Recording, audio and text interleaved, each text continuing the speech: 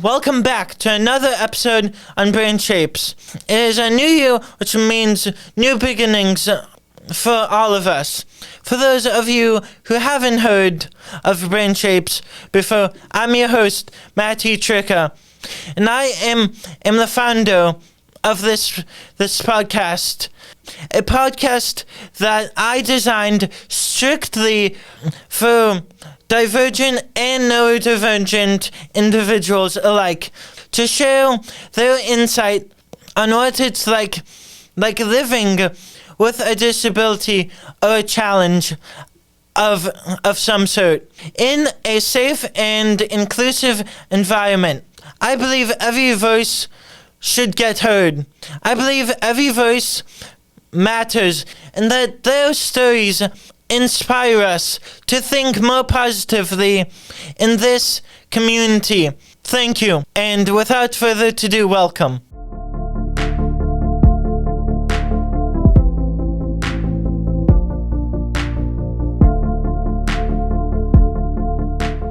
Welcome back to another exciting episode of Brain Shapes. Today we have none other than the Access to Community and Friendship group, and we will have a roundtable discussion about each and every one of you. For you, and what makes the Access to Community such a great organization. There's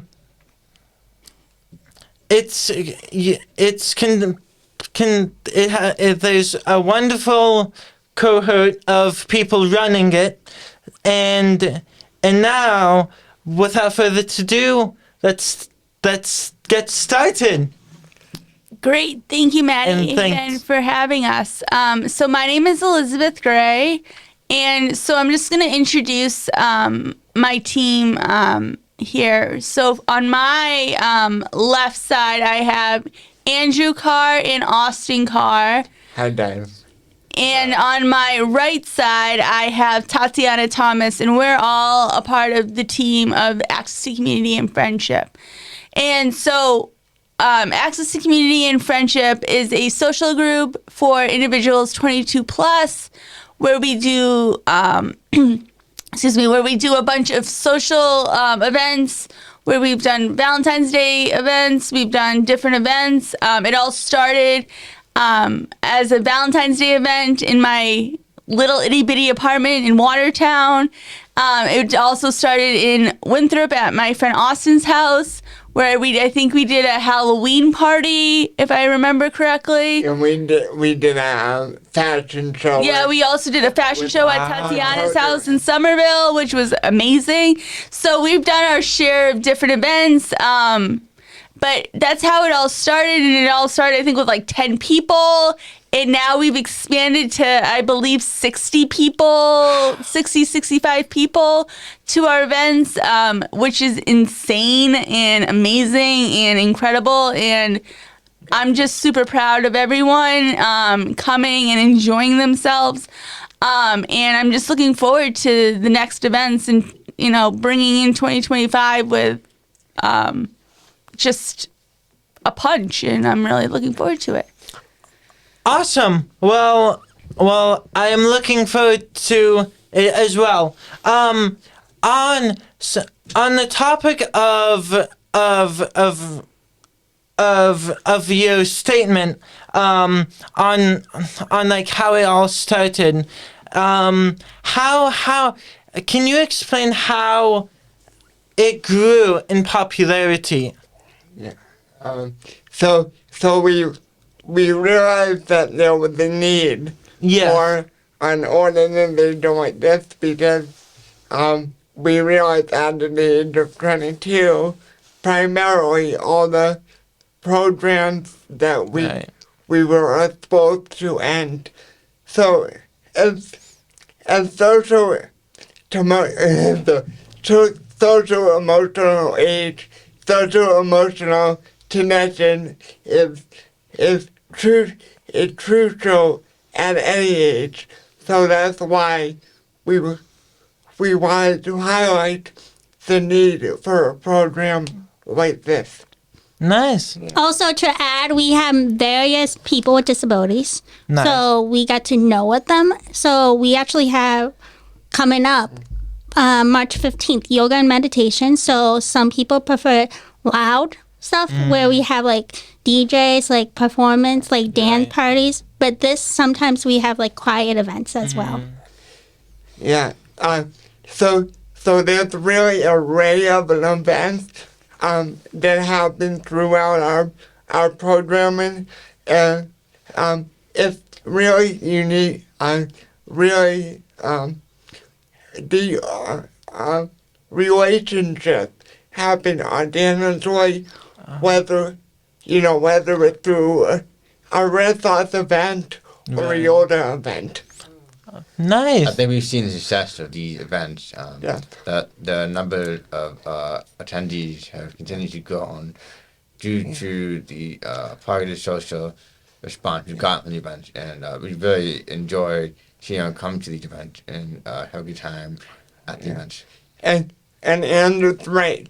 When the team was originating after some years of getting to know each other, getting to learn our stories, we really thought a personal need, not only for ourselves, but we wanted to serve each other and the community, and just on the impact that it has on everybody's overall health is insurmountable.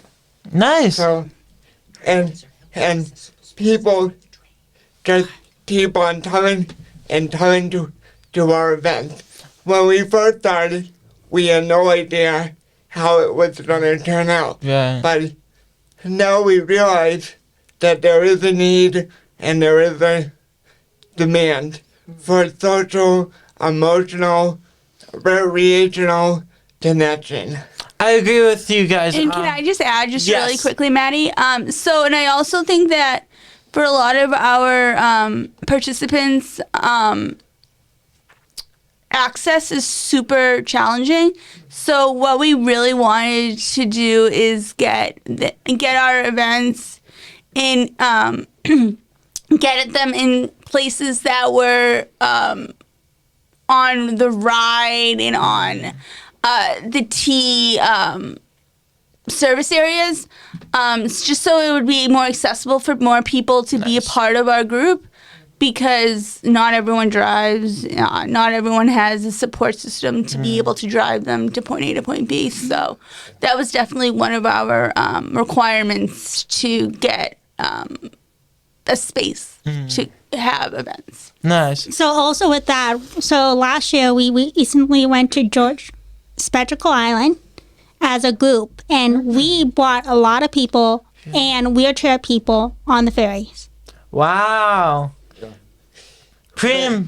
But I'm sorry, yeah. No, it's... I think the thing that is highlighted here and is so unique, like each individual or each participant we serve, or even our service to each other, we learn self-empowerment skills like transportation, and I think that independence propels us to some degree of reconciling that even though we have disabilities, we can have leadership, we can take the control of our life.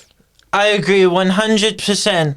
And it's all, that's like all what it is. It comes down to that.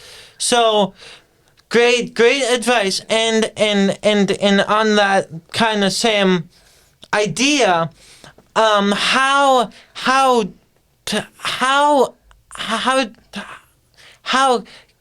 kind of like how did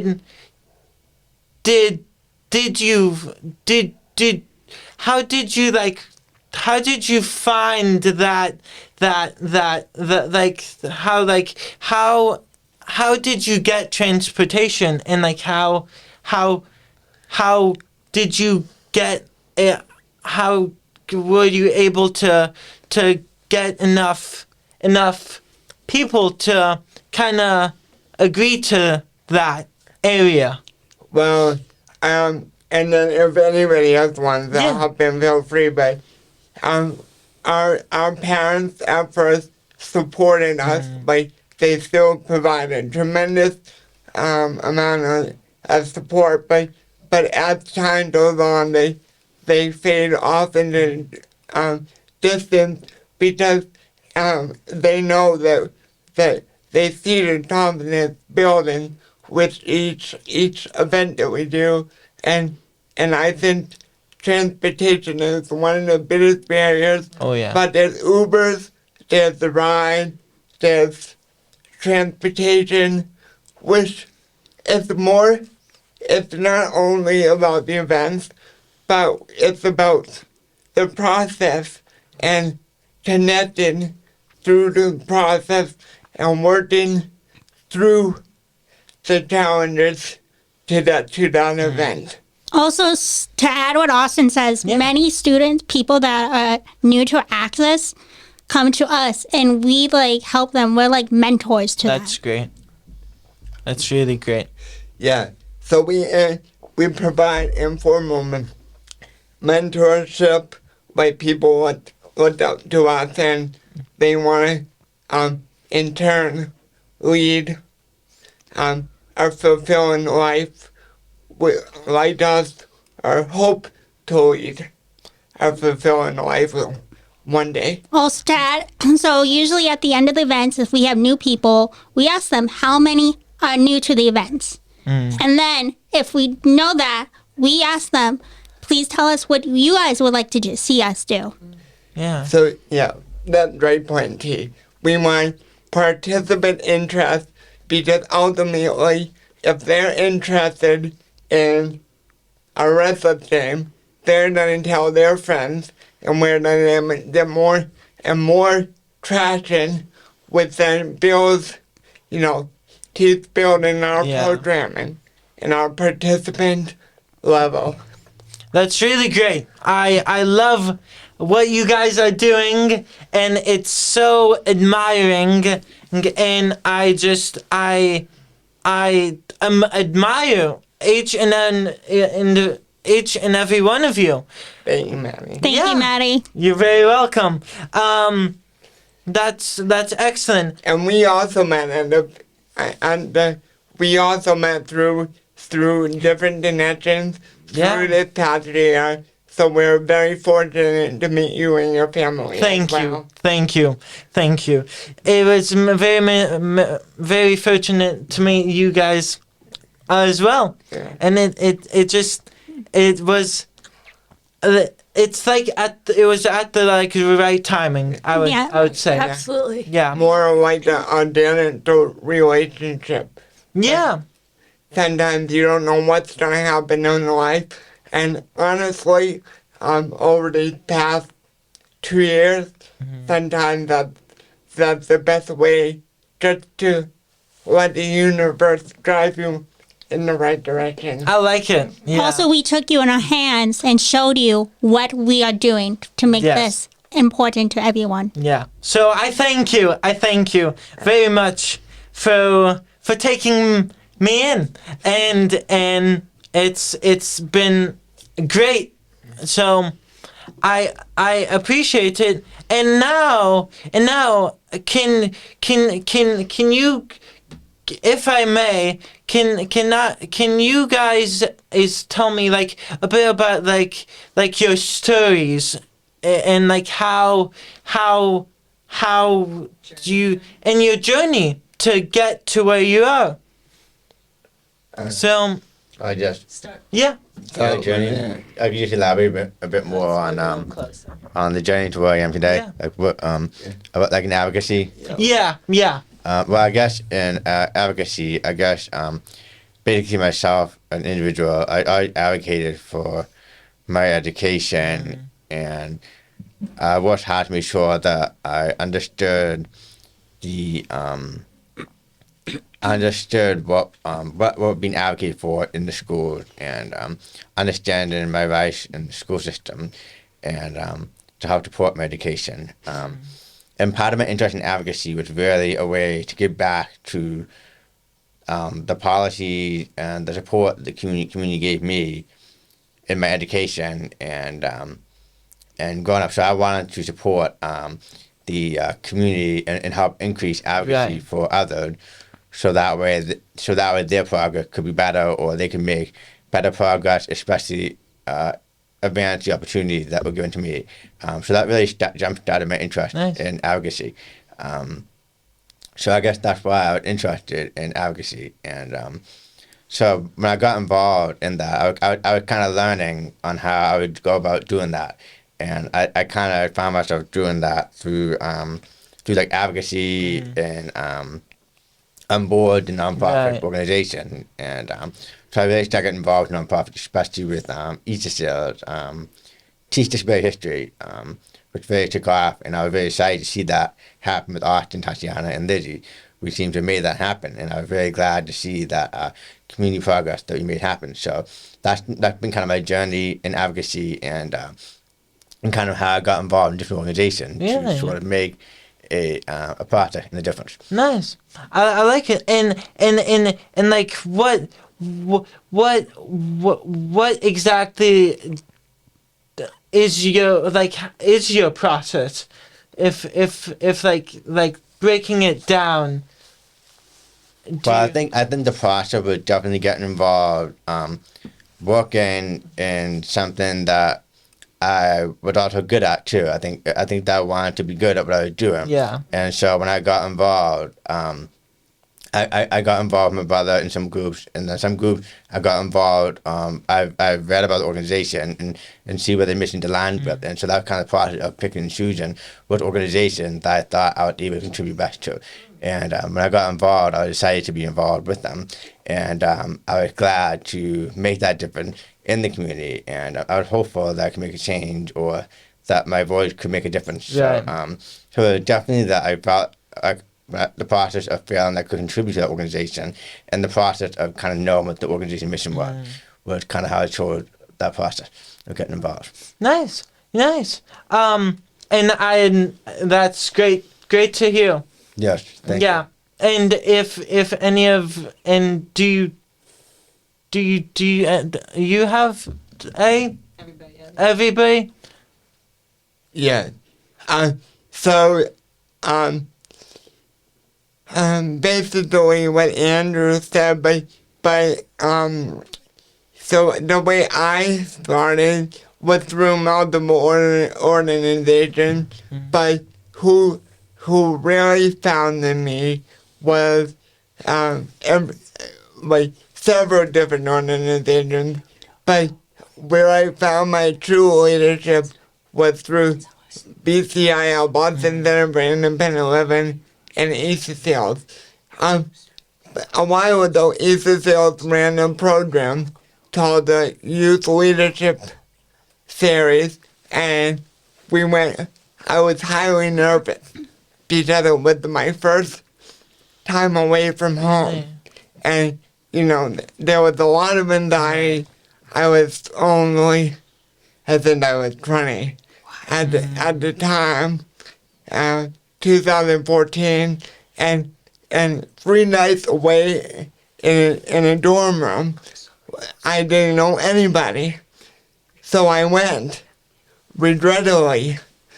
But after that conference, I learned that I do have more to offer to the world than I thought, and I actually met some lifelong friends there. Awesome. And when they said one day you'll this group will be leaders, and I kind of didn't believe it at first, but now I do. Nice. And actually, I'm at that program I met Lizzie at, and I met Tatiana Awesome. at a different program, but it's, you learn so much about yourself through various programs, and you discover the beauty of it is that we do have ability, and we all need different supports throughout our life. Yes, I agree. And it's very empowering. Yeah. And I want to ask you, how do you define leadership? Well, that's a very interesting question because leadership, there's so many different variations of leadership, and based on everybody's ability and disability, everybody leads in different ways. Like what I'm good at, Tatiana might struggle at. So, and what I'm, the skills that I lack, they might pick up for me. Right. So that's the beauty of working together. Nice. Yeah. Nice. And if I may switch over to this side, and if one of you wants to start first, Yeah, so, excuse me. So, I started in 2020, because COVID was 2020, so 2019. I got to work, I had the opportunity to work at the State House for an internship through school. I got to make my own internship, and I got to work with, at the time, Representative Cutler, who was in charge of Duxbury, Pembroke, and I cannot remember the other town, but Halifax? Whatever, but I got to go to different Senate meetings, and I got to talk to constituents, and it was just super awesome. It was amazing. And I got to just be a political advocate, and it was amazing. Because in a way that's kind of where I saw myself at that time. And then that summer, so in July, I was able to go to Washington, D.C. to the NICL conference, which NICL stands for the National Independent Living Conference. So I got to go there, got to go to Capitol Hill, got to see legislators, senators, representatives there. And it was just an amazing opportunity. I got to celebrate my 21st birthday there. I got to meet Judy Heumann there. Got to celebrate my 21st birthday with her, which I'll never forget. It was amazing. But it was just one of those things where you'll never forget, because you were the one who made things happen. And they're always nothing about us without us. And that to me means so much, because it doesn't happen if you don't do anything about it. You don't put the work in. So for me, it's oh my God, I made that happen. I was somebody who had the voice to say, oh my God, so-and-so should have happen, so.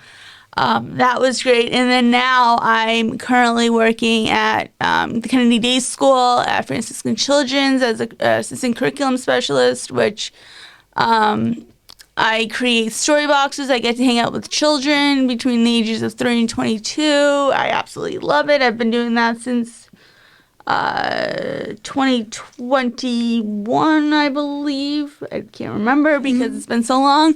But I absolutely love it. It's in Brighton. And I absolutely love my job. And I just am enjoying life. Nice. So, yeah. Nice. Cool. What do you love so much about your job? Jobs. Yeah, so right now I'm really enjoying just being with the kids, learning from the kids. The kids that I work with are severely disabled. They're mainly trach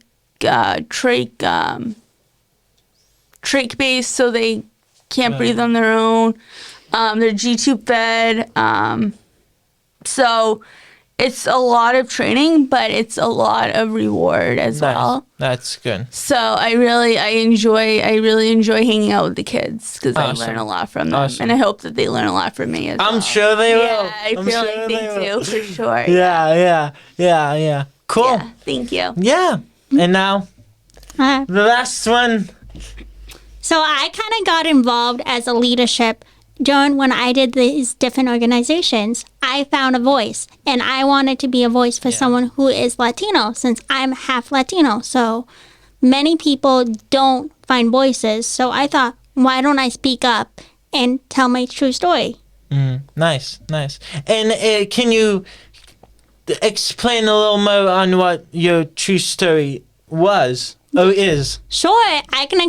So as a Latino, most people usually don't know what the disability is. Okay. So I have an intellectual disability that's also invisible. So I go to the State House, I go to the different places where I work with, and I tell them these are important for everyone who has a disability. Yes. And I even attend college, community college and Mass Bay Community College in the Transitions College program. So I tell them there's colleges for people with disabilities out there. Yeah. And what do you find most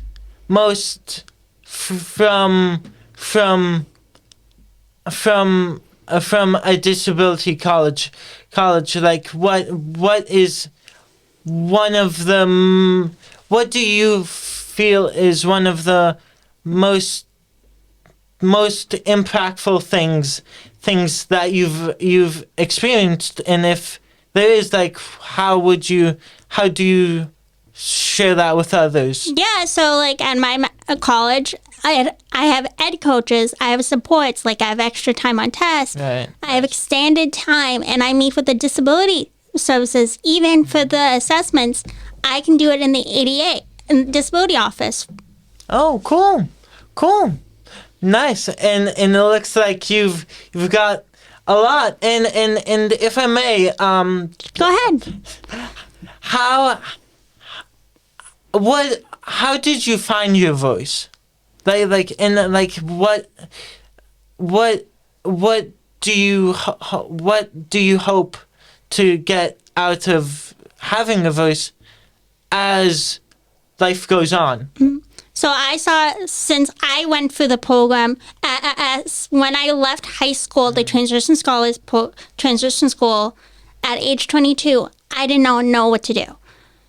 And I wanted to find like programs. So Right. I did, during school, my mom signed me up for these different programs. So I found my voices, and that's how I met Austin and Lizzie and Andrew. Cool. It's certainly. It has come full circle. It has come full circle. I've known Tatiana since she was 16, and now she's 22. 23. 23, sorry. And it's crazy how much she's grown as an individual, and it's amazing. Yeah. Also, I met Austin when I went to school with him younger. Yeah. Fun. Nice. Yeah. And yeah. Yeah. I think that's when, going back to what I alluded to earlier, is that's the mentoring piece. Like, we mentor, like me and Lizzie and Andrew Right. kind of mentored Tatiana. So now she's taking what she learned with us, and now she's able to mentor so many others in our programming. Nice. Yeah, I think it's been very much a peer mentorship experience. I think that we definitely learned a lot from each other, and I'm very glad to be part of this collaboration too. Awesome. Absolutely. Yeah. I think where we learn the most is through at least I learned the most through my failures, and some of my failures led to my success stories. Yeah. And I think in life it's not about the destination, but of course we all have end goals. Yeah. But I think hypothetically, life is about the journey, not so much about the destination. I like it. I like it a lot. What Austin was saying is very important, because as a leader, we do stuff. So like recently someone came up to me who is new to our program and she said she was shy. So what I did, I thought, why don't I talk to her? Said it's okay, you can make friends. Like recently a girl who was in our program struggled. And I thought, I know 2 people who was there. So I brought her to them and they're like best friends now, like mentors to her. Nice. And I think as we continue, we as a leadership team built this program inspired to lead others, and as we continue for many more months and hopefully years, we hope to build that domino effect, and we'll just keep on making change. That's good. Change is good, for sure. And it seems like you've got a good handle on things, all of you. You've done some impressive things. You all have a voice. And let's hope it inspires others and others to join your clan. So it actually does, because me and my mom speak Spanish. So usually they ask like for organization to have someone. So we speak them. And we have seen like new people. Like recently a group home came to us. Even for you were saying, we had like recently we had someone from the organization came to us. We even had someone from Brandeis came to us. Nice. Yeah, and I think one key part that I want to touch on. Yes. Even though we are leaders and we are like hopefully inspiring the next generation, that's not to say that we are always. I don't have my moments of doubt, and that's why we have a community when we're struggling with a learning challenge or whatever it may be. We're there for the most part to, weather the storm together, and we're there for the good times and the bad times. Nice. And if I may in those times of doubt, how do you persevere? So that's a good question. So for Access, so we persevere. So like we talk about like each event. How does it go good? What's things we need to change? We also get to know the participants. Like I'm in charge of the email merge. So like I ask them, is it okay if I email you guys? And then Lizzie's in charge of like emailing them back. Yeah, I think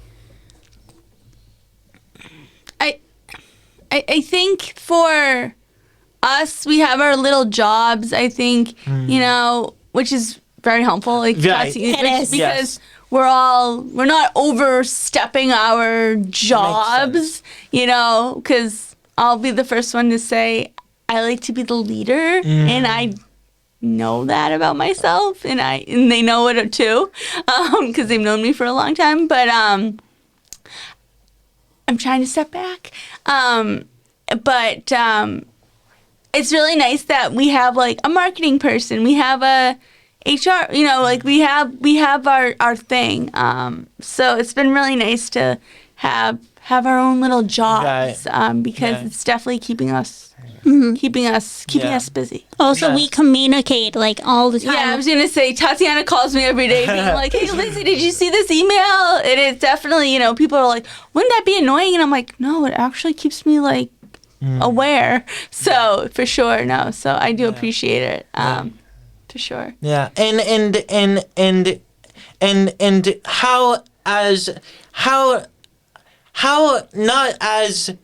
not necessarily as a program, but as friends, how do you guys raise awareness? So we have an Instagram page. Okay. Called Access Community and Friendship. Right. We also have a Facebook. We have a Facebook page where Austin is on it. Nice. Yeah. And then we have a website as well. Yeah. So we have been various places. So if anyone's interested, they can like go on our website and then it's a form what they want to see, and we will email them.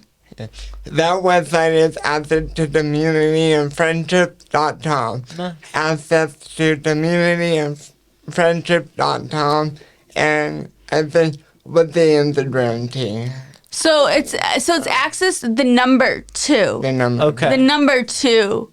communityandfriendship.com. Yeah. Again, not the TO or TWO. It's the number 2.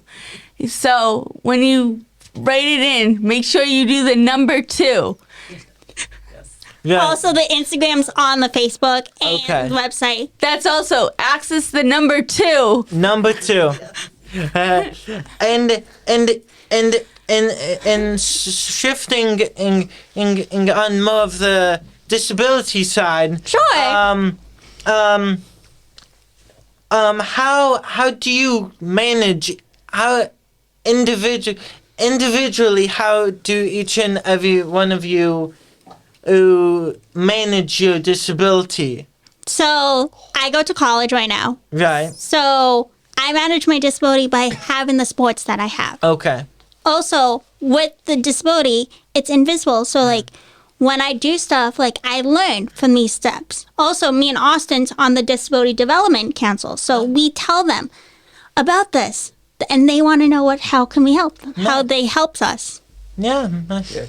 So I think for me, it's about knowing the supports I need, but also, knowing the supports I need, and because I also have not only like learning challenges and an intellectual disability, like I have cerebral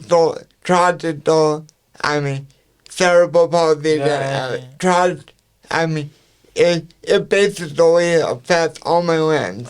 So all my like OT, PT, speech is impacted to an extent, and I think for me it's when I know and when I need support, and knowing how to utilize the supports if I need it.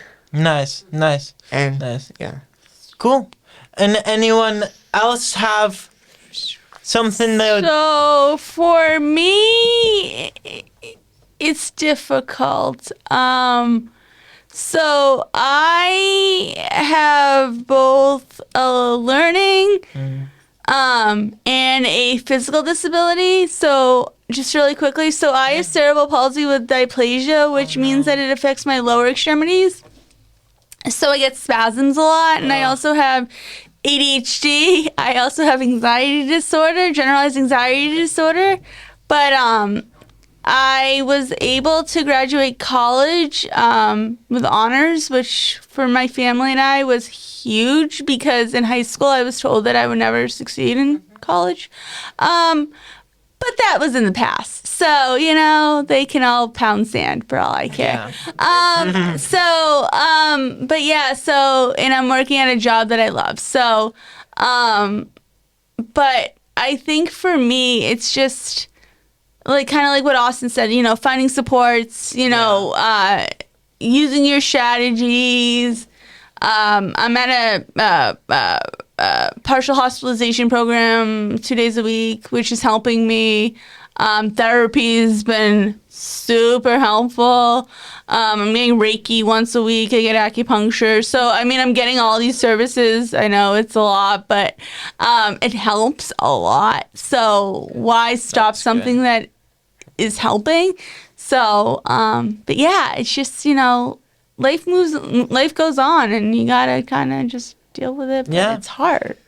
Yeah. But I think honestly, really quickly, sorry, Austin. I think honestly, just having also just like the friendships that me, Austin, Tatiana, and Andrew have is really also really helpful. And also with you, Matty. And Matty as well. I'm sorry, Matty. I totally worries. forgot about you, Matty. No I'm worries. so sorry. Okay, I don't I judge. think just having social interactions with others too is super helpful, and just super helpful in just the journey of realizing that there's other people also who are quote unquote suffering.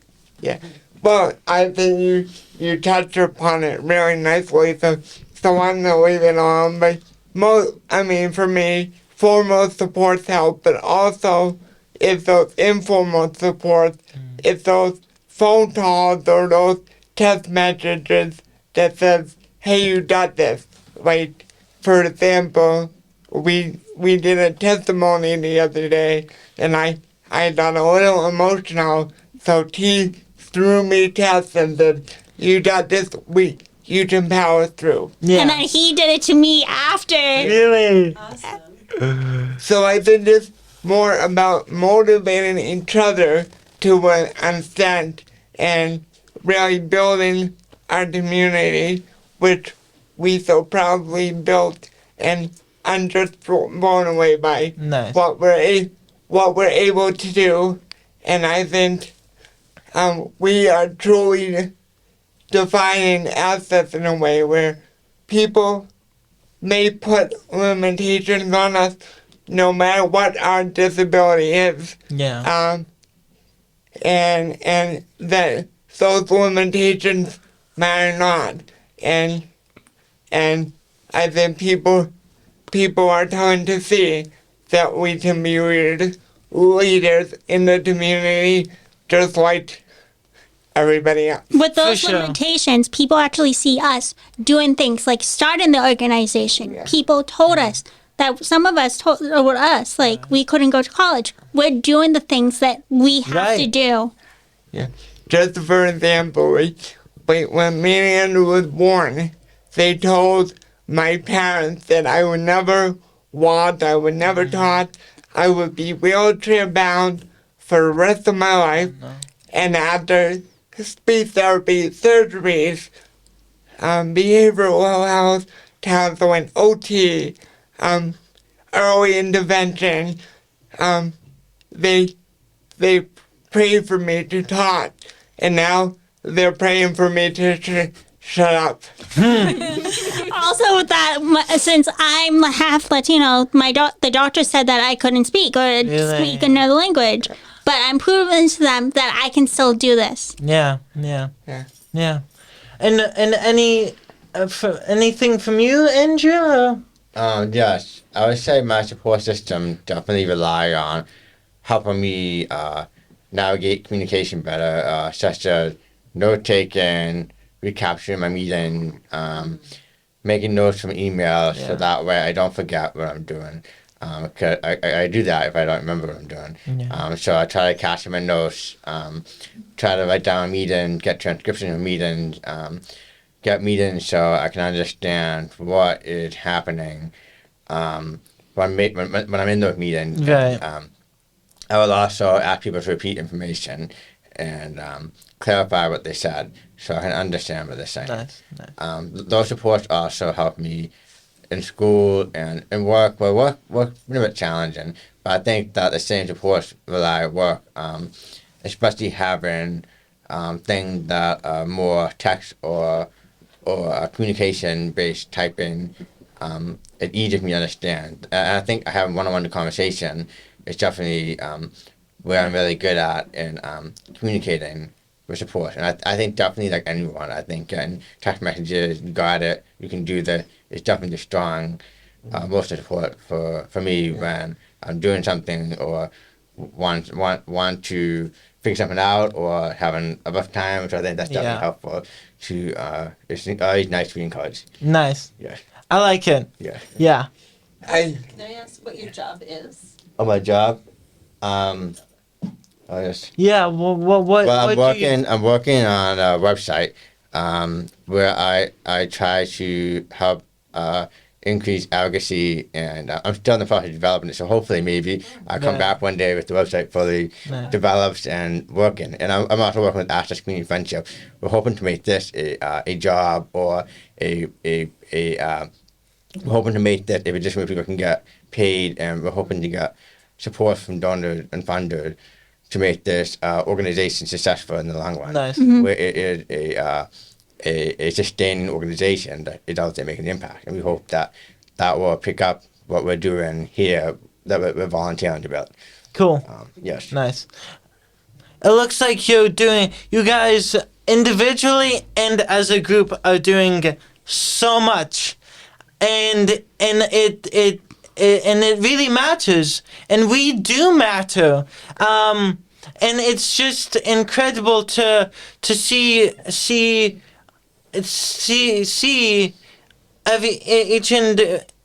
each of us grow in different aspects, and to give back to the community. And it's very, very important, and that we get our voices heard, because no one's going to be doing it for us. So we as a whole community, outside the diverse community, we all have a voice, and it really matters, because if no one's gonna do it, then we have to do it ourselves. We want you to get involved with Acid to community and friendship, and I think get involved with Acid community and friendship, and build your self-discovery skills, and learn what a leader you can be and make friends in the process. I will do that. Yeah. I will. You do already that. made friends in the process. Yeah. True. That is true. Right, just getting more friends involved. Right. Yeah. Yeah. So thank you for having us here. You're Thank you. welcome, Yeah. and thank you for taking the time out to come. And it's really been an honor. And I hope, with all that being said, I hope you enjoyed this wonderful episode of Brain Shapes. Thank you.